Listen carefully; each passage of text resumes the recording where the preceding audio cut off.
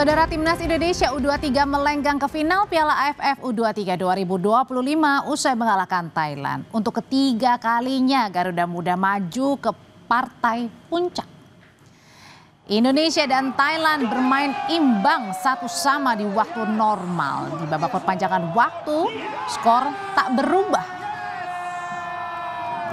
Saat adu penalti, dua algojo Thailand ini gagal menunaikan tugas dan skor akhir 7-6 untuk kemenangan Indonesia.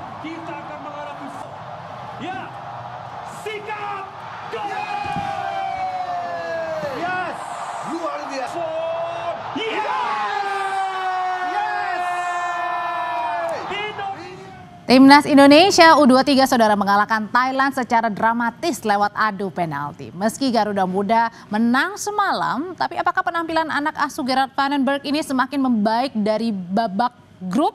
Sudah hadir bersama kami malam hari ini untuk mengulasnya. Ada analis sepak bola Anton Sanjoyo. Bung Jo, selamat malam. Selamat malam Audrey.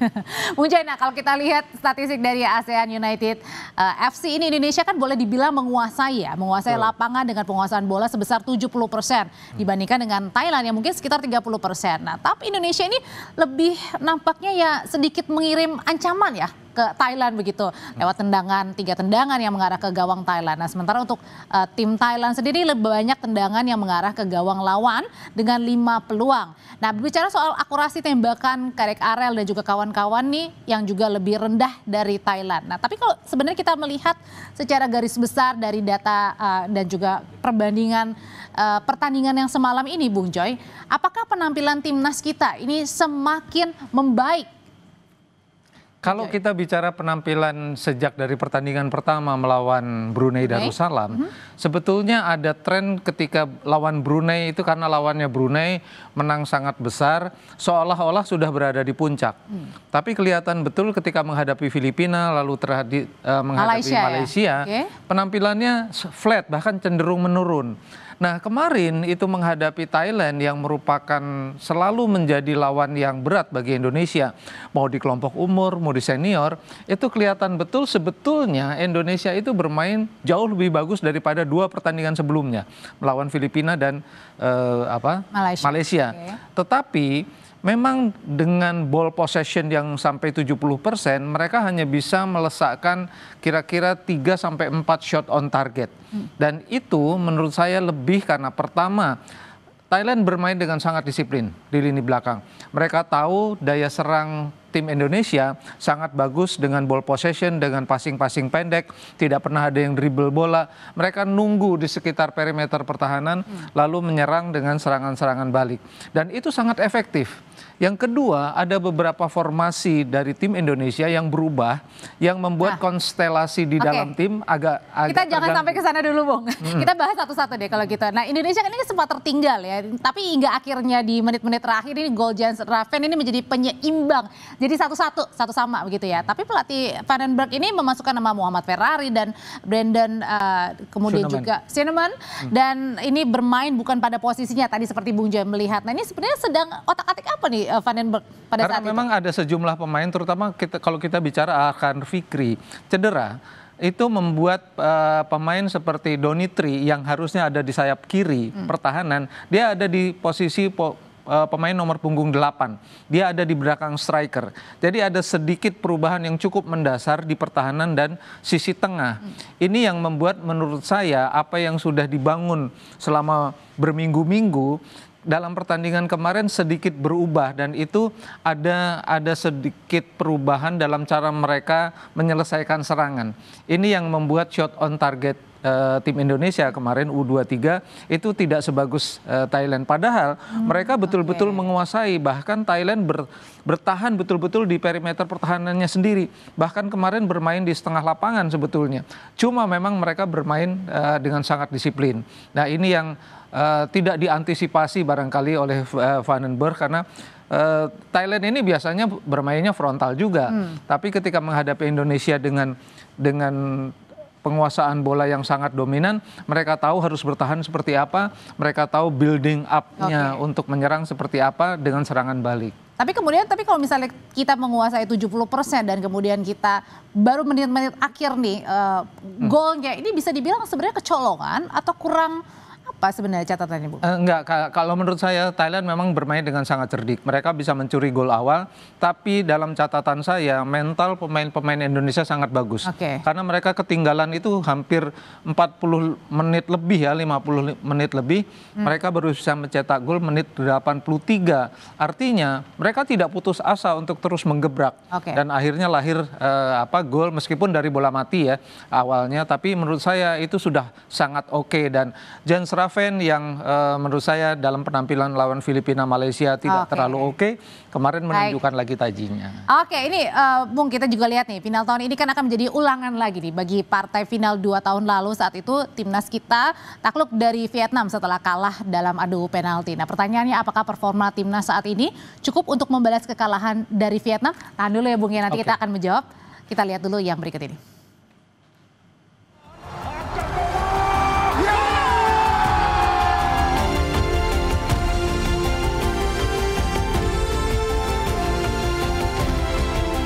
Ya, untuk tendangan penalti tadi yang saya tahan, saya percaya diri sekali bahwa tadi itu saya harus betul-betul tahan tendangan dari pemain.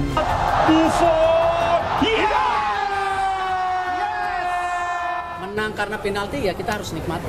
Kita masuk final, itu hal yang luar biasa. Ya kalau bisa tentu kita juara.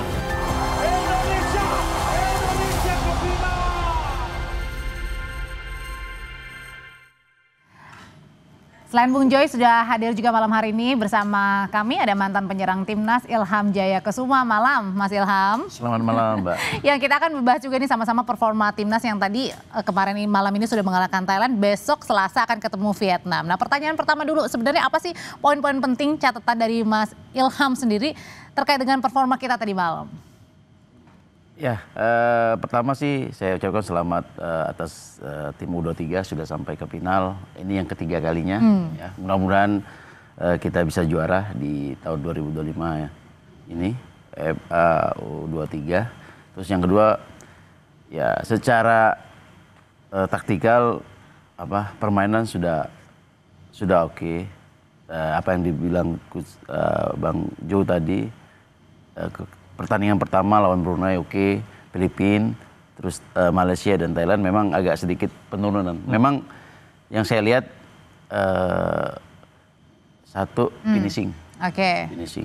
Yang kedua memang ketika Arkan dan Tony Firmansyah tidak ada, agak sedikit lini tengah kita agak berkurang. Tapi kalau misalnya kan kemarin kan kita melihat penguasaan Indonesia jauh dominan daripada Thailand ya Mas Ilham ya. Anda sebagai mantan striker sebenarnya kan kita punya banyak peluang juga ya. Banyak juga. Tapi pertanyaannya apakah ini kurang dimanfaatkan dengan baik atau karena memang Thailand yang kemarin malam ini kuat gitu? Ya salah satu tadi saya yang bicara ya, finishing kita memang semalam ya tidak seperti lawan Brunei karena memang kebetulan lawannya Brunei. Sedangkan ini kan Thailand, beda. Dan satu sisi juga mungkin ya inilah taktil Thailand sendiri ya. Mereka udah tahu bagaimana kita penguasaan bola dan yang terjadi ketika kita kehilangan bola counter attack ya terjadi 1 gol. Jadi ya mudah-mudahan ke depan saya pikir juga Vietnam juga akan seperti Thailand bermainnya, counter attack-nya sangat cepat sekali. Itu yang harus diantisipasi. Kontrolnya lebih counter attack-nya. Attack-nya lebih cepat dari Thailand. Sama. Nah, tapi kalau kansnya sendiri kan ini mengulang kejadian lagi di 2 tahun yang lalu, Bung Joy. Ini gimana nih buat kita? Tadi kan harapannya tentu udah ketiga kali final ya, harapannya pasti semuanya pengen haus juara kan? Ya, memang Vietnam sebagai bangsa kita tahu sangat militan kan. Jauh lebih militan daripada Thailand. Dan ini yang kita hadapi pada gelaran final yang terakhir. Ya, pemain-pemain yang kalau dari segi skill individu mereka tidak sebagus Thailand sebetulnya.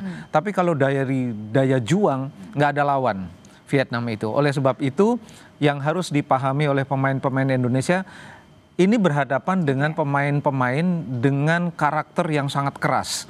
Nah, dengan karakter keras ini dipadukan dengan skill mereka menurut saya rata-rata saja, tapi mereka punya semangat juang luar biasa. Oleh sebab itu, ini sebetulnya kan ajang untuk pembalasan final yang terakhir kan, gitu loh. Dengan modal kemenangan melawan Thailand yang nggak pernah mudah menang lawan Thailand. Menurut saya ini adalah peluang terbesar untuk kembali menjadi juara setelah 2019. Kalau gitu pertanyaan selanjutnya nanti akan dijawab oleh bapak-bapak adalah kalau kemarin kita bisa menang lawan Thailand meskipun juga kemarin endingnya adalah adu penalti begitu. Nah, apakah juga kita punya kans yang besar nanti besok kita juga bisa menang lawan Vietnam? Usai jeda tetap bersama kami.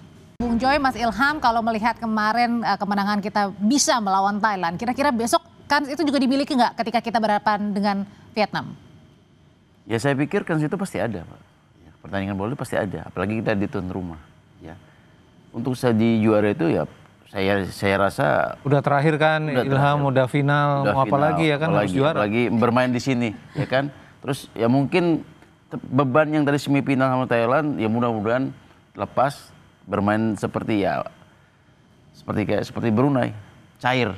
Kemarin tuh sebenarnya saya khawatir Ilham. Kenapa? Karena pressure-nya kan tinggi. Pasti. Melawan Thailand yang selalu Indonesia tuh selalu dibilang selalu head to head-nya jelek dan segala macam. Enggak, kalau lawan Thailand saya bilang head to head Indonesia bagus yang di kelompok umur. Makanya kemarin kan mainnya lepas ya.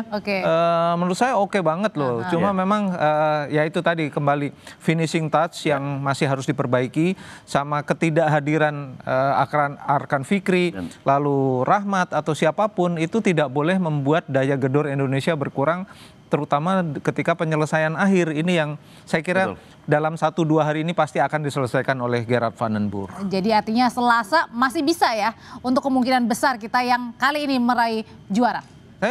Peluangnya sangat besar karena satu, Indonesia dalam final terakhir kalah, sekarang kita bermain di hadapan publik Indonesia yang luar biasa. Ya, meskipun pressure-nya juga besar, tapi terbukti kemarin lawan Thailand, mereka bermain dengan lepas dan bagus. Saya kira mereka bisa bermain lepas juga.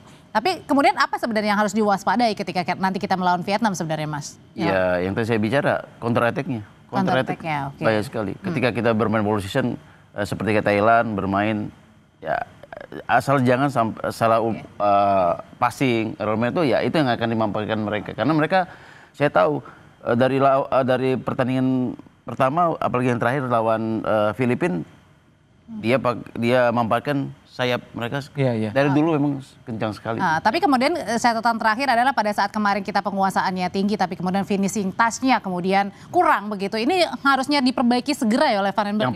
Yang pasti mungkin besok atau hari ini sudah diperbaikin.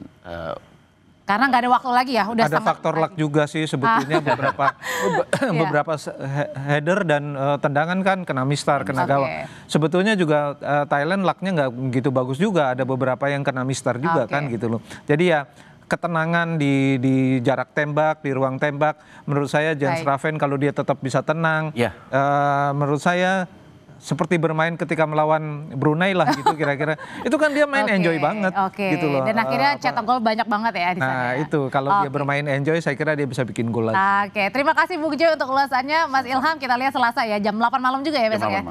Terima kasih, selamat malam semuanya. Saudara, informasi tadi juga sekaligus menjadi penutup kita di Sapa Malam hari ini. Dan di penghujung Sapa Indonesia malam hari ini kami mengingatkan Anda agar jangan lupa untuk terus mencukupi kebutuhan air mineral Anda setiap harinya dan rasakan kesejukannya. Saya Audrey Chandra pamit, terima kasih, selamat malam.